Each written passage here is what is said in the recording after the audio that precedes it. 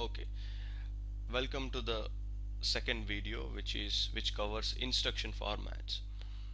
Now before we start instruction formats, let's revise a little bit about CPU and memory. CPU is my central processing unit in which my instructions or my programs are executed. Now primarily my programs or the set of instructions are stored in memory, which are brought into CPU and then executed. Now one more thing we must also remember is my CPU also contains certain storage devices which are called registers, which are used in execution of instruction. Now this is the general idea. I have a CPU, I have certain registers in them which we can also call them as processor registers, and then I have a memory which my CPU has access to. Now once we're clear about this, let's go and start what is an instruction format. Now a program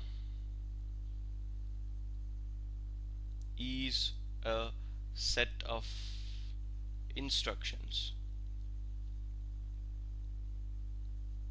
Instruction is nothing but a set of bits.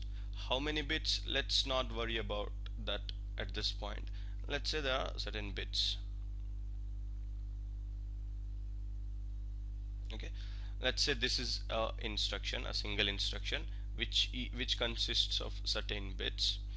Now what normally is done here is this number of bits of an instruction are normally divided into groups. Let's say this is one group, this is another group, and this is another group. These are divided into groups. These groups are called fields. This is an important word. From now on I'll be using this word. Each group is called a field, right? Instruction is the number of bits in an instruction are divided into groups. Each group is called a field. Now the most common fields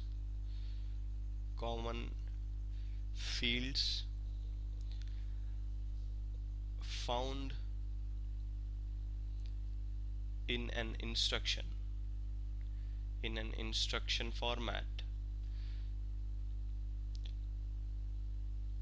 are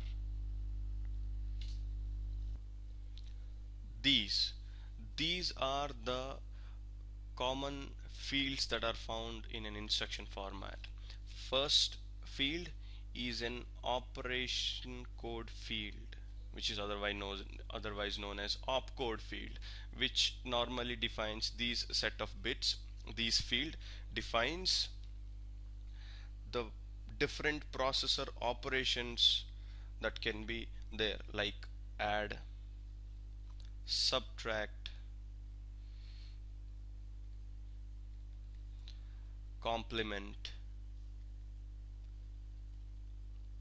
etc. This is an operation code field. The second field is an address field that designates a memory address,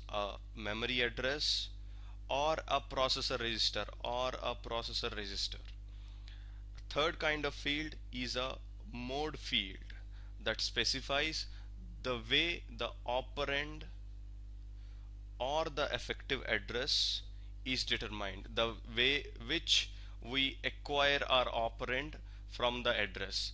This mode field defines that. Now if you remember, we had a mode bit which is called an direct mode or indirect mode, which gives us whether it is an direct addressing or indirect addressing.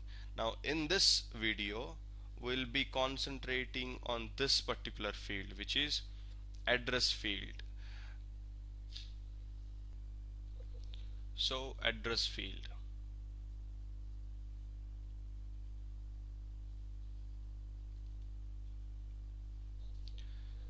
Now my operation is done on operands, right? Now these operands can reside in this memory, or they can also be obtained from this registers. So if my operand is residing in the memory, then they are specified with an memory address. Memory address. If they are residing in a processor register, then they are specified with using an processor register address. Register address. Now let's say my CPU has 16 registers. For example, CPU has 16 registers from 0 to 15. So each register must have an address. So how many bits that I need to address 16 register? That is 2 to the power 4 is my 16. So I need 4 bits to address each register. So if my operand is residing inside a register, then I have to mention this particular register address, which could be either of the 4-bit code starting from 0000 to all ones, which refers to the 0th register, or this refers to the 15th register. Out of this 16 register, I have to mention this particular address in the address field of the instruction format, right? Normally these address fields, normally an instruction format can contain more than one address field. You see, I can have more than one address field inside a particular instruction. So the number of address fields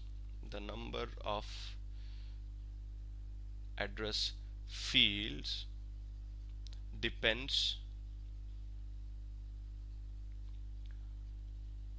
on the internal organization of my CPU. The internal organization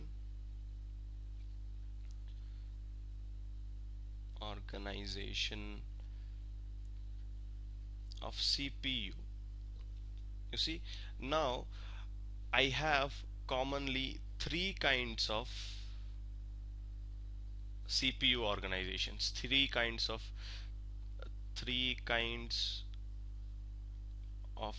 CPU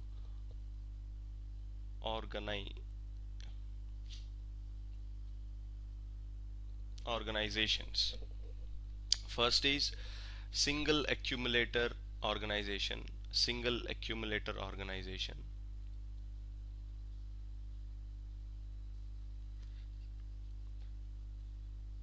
Second is general register organization.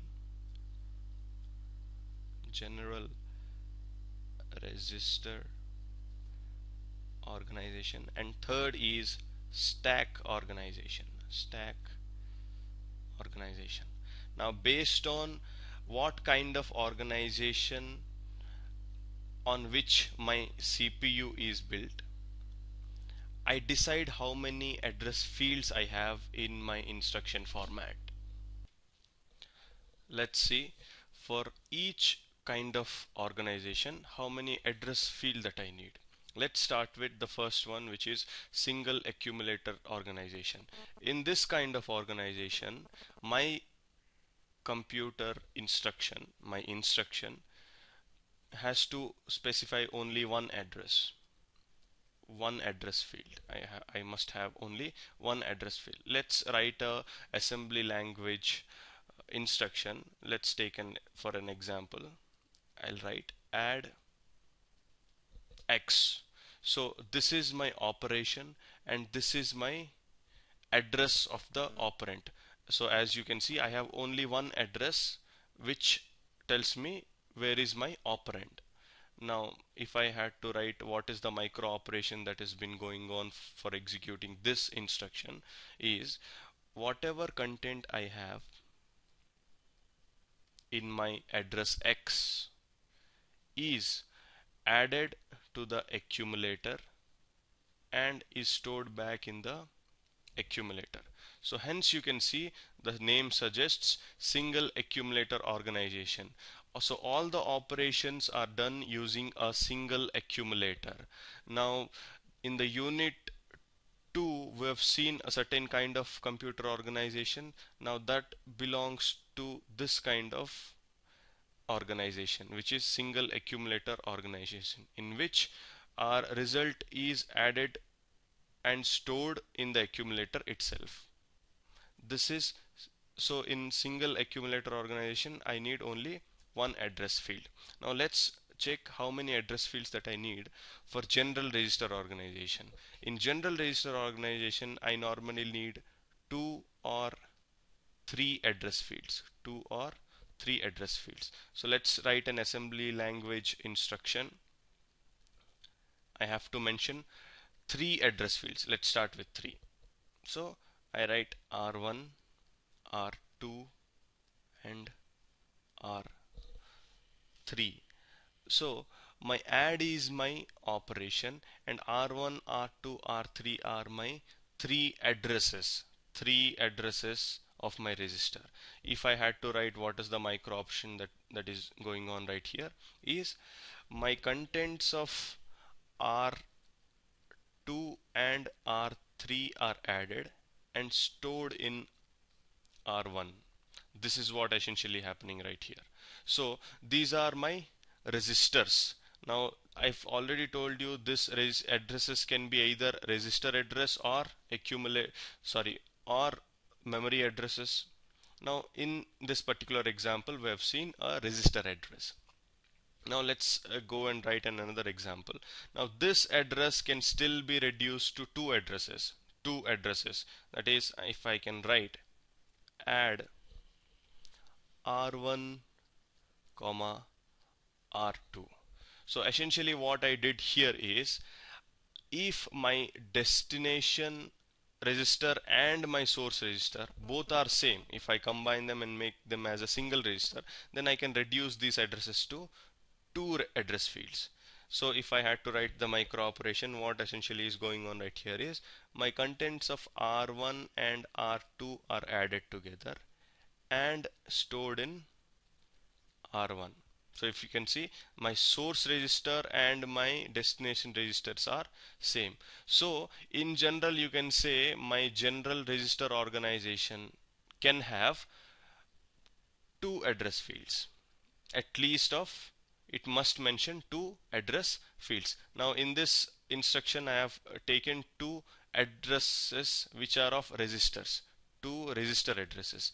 Now if I can also take an example where I can show you, which tells me one of an register address, another is of a memory address, which gives whatever content I have, the memory word at the address X is added to R1 and stored in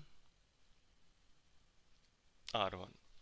So in general register organization, in my instruction format I have either three address fields or two address fields. So in general we can say as we must have two address fields.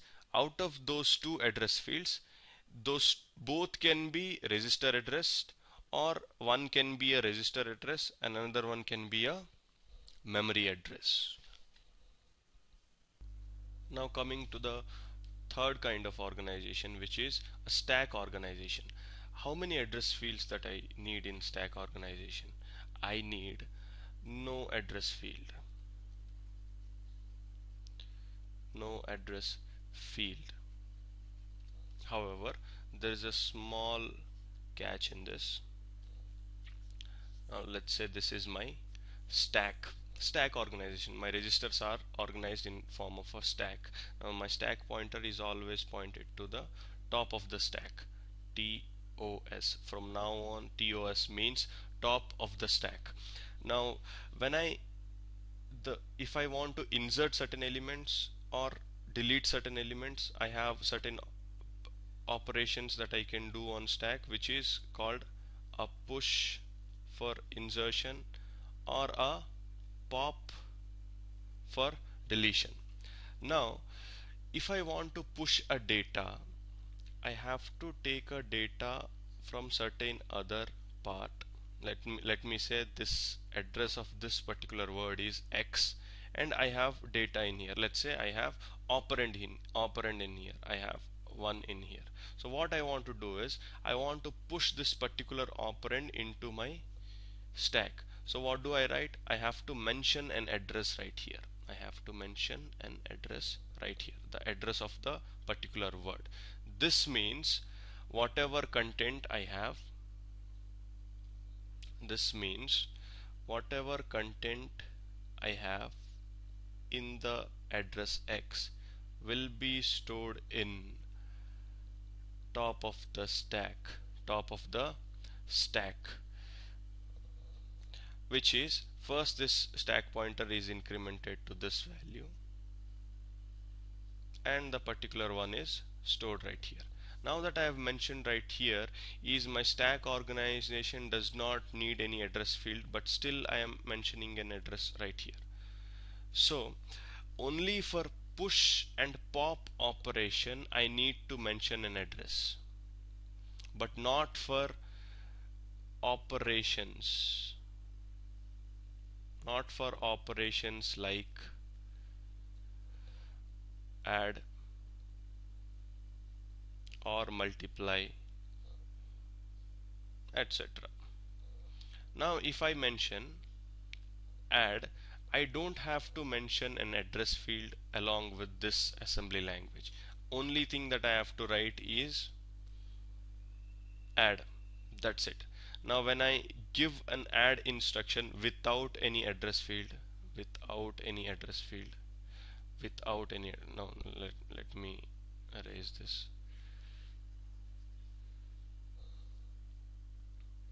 Without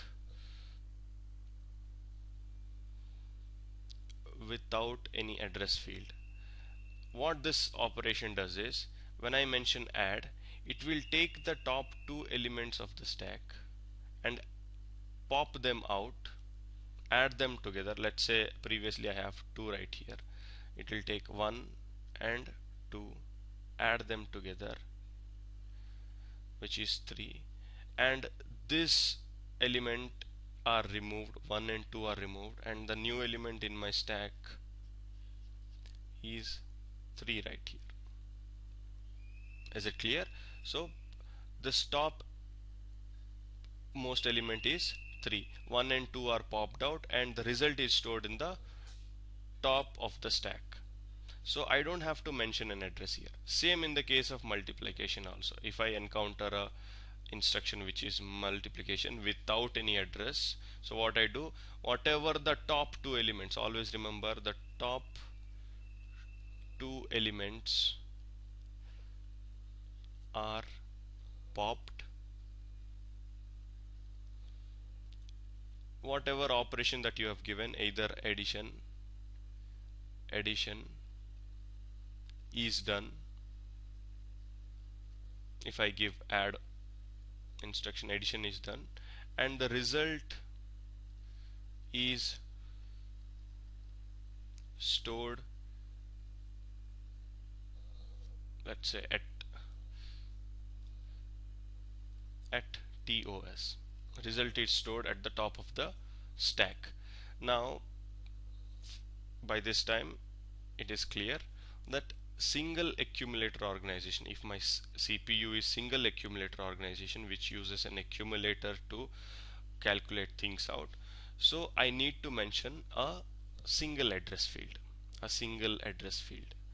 If I have a general register organization kind of CPU, I have to mention either two address fields or three address fields, and these two address fields, those could be addresses of registers, or those could be addresses of a register or a memory word.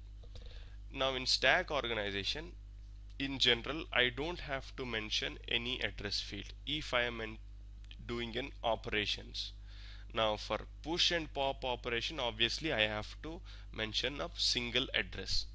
So this name comes from, this no address field comes from referring to these kind of instructions, these kinds of instruction like multiplication, addition, etc. Now let's take an example.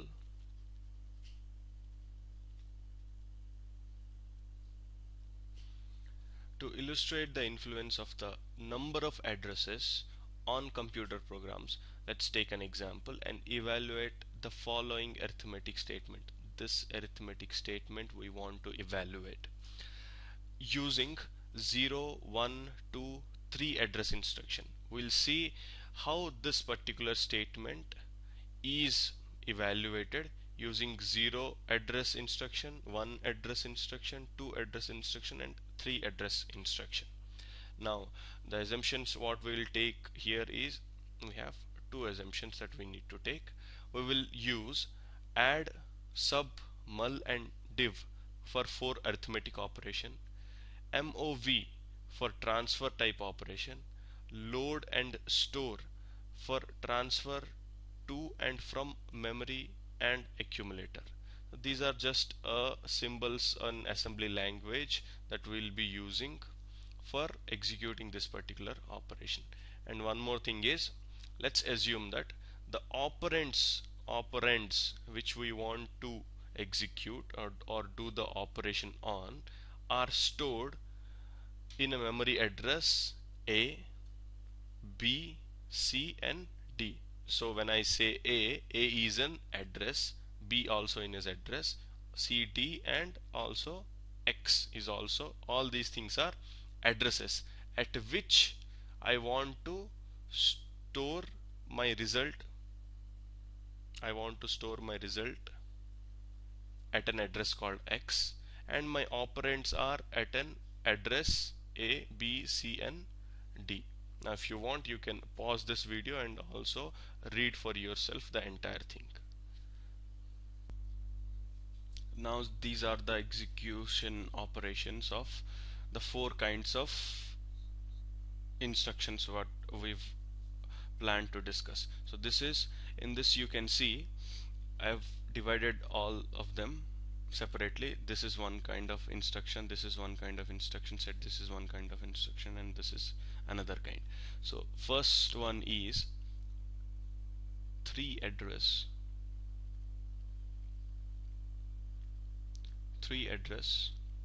instructions, right? So first one is 3 address instruction. As you can see right here, I have 3 addresses, 1, 2 and 3 addresses. So this is 3 address instruction. In here you have looking at, you have only 2 addresses, right? Now 1 and 2 addresses mentioned. So this is 2 address instruction.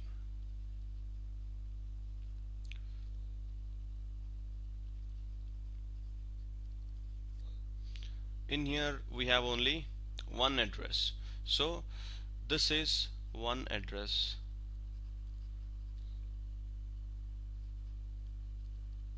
instruction. And finally, in the last segment, we have no address. You see, I have no address with my operations, so this is called 0 address.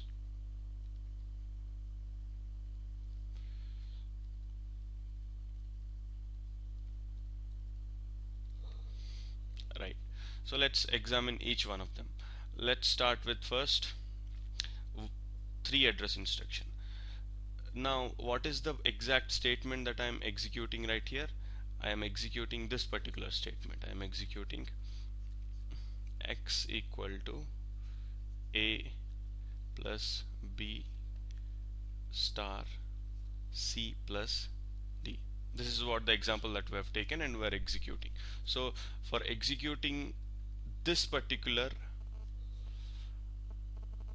arithmetic operation in 3 address instruction, this is the program that I have to write. This is the program for it. So what is the first micro operation that I am doing? So this is this part is my assembly language of the instruction code, and this part shows me the micro operation that are going on while executing each of the instruction. First what I do, add R1, A and B. So whatever content I have in my memory word with an address A and with an address B are added together and stored in R1. This is what essentially is done in the first operation. Second, similarly add C and D. So I've already told you that C, D, B, A, all these are addresses. In that addresses I have my operand. So effectively I am taking the operand and adding them together and stored in R1 and R2. R1 and R2. So the last operation is multiply R1 and R2, and store it in a memory word with an address that is equivalent to X. So this is my 3 address instruction. Now let's go to 2 address instruction. In 2 address instruction I have only 2 addresses mentioned, not 3. So my program is lengthened a little bit. You see, I finished my program in here with 3 micro operations, but in here I have 1, 2, 3, 4, 5, 6 micro operations I have to do because I have a restriction on my address field, right? So what is that? First I am doing, I am moving whatever content I have, whatever word operand from A to R1. Then I am adding B with R1 and storing it in R1. So what is my R1 right now contains? R1 contains the result of A plus B. Similarly I am doing the exact thing and storing the R2 at C plus D. The result of C and D are added together and stored in R2. The final operation is multiplication. What I do is R2 is multiplied by R1 and stored back in R1. So what is the last operation? I need my result in an address location of X. So R1 is moved into an address location X. So this is 2 address instruction. Now one address instruction I have only single address field, right? I have only single address field.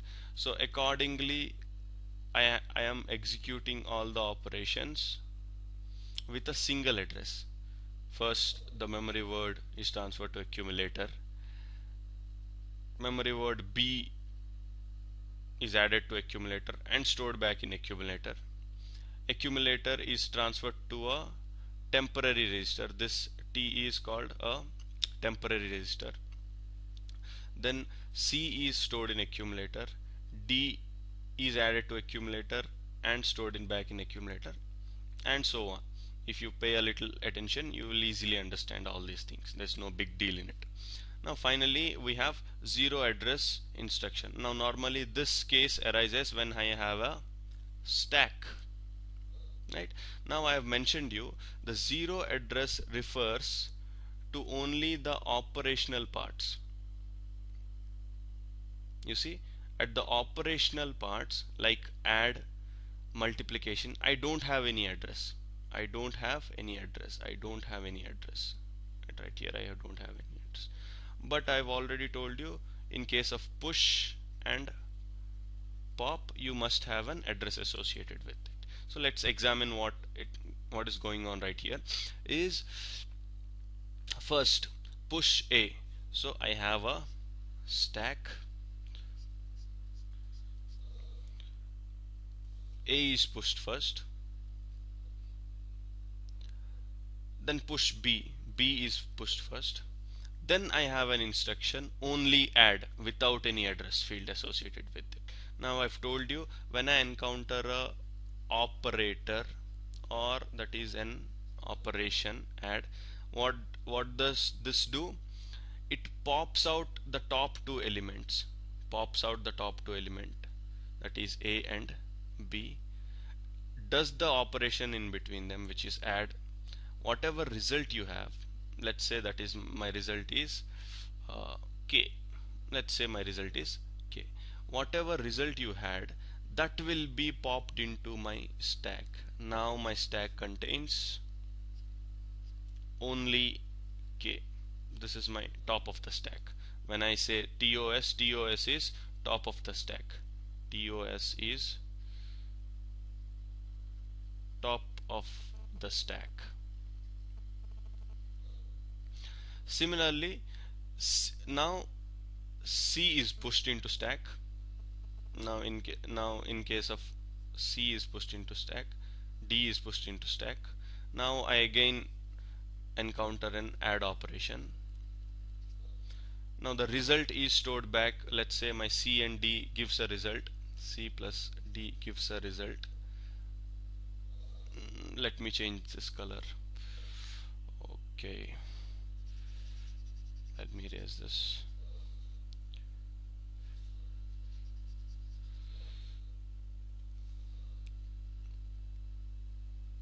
C and D gives a result F, and this result F is stored back into my stack. This is my present stack value, and my stack pointer is incremented. So F and K are the top two elements of my stack. So what do? Then again I have encountered a mul operation, which is multiplication. So F and K are multiplied, and the result is stored back into the stack. So let's say my result is H. My result is H. So finally my stack contains H at the top of the stack, and my stack pointer is automatically points to the top of the stack. Now the last operation is pop X, that is whatever I have in the top of the stack, I take that out and I place it onto a memory word whose address is X. So finally I have executed this. Now the reason why we've seen all these things is based on different address fields, my program length is decided. If I had 3 address fields with which I can address an instruction, so my program is finished very quickly. Accordingly, if I have a 0 address instruction which I cannot mention any address, I have to take a long, or I have to write a large program.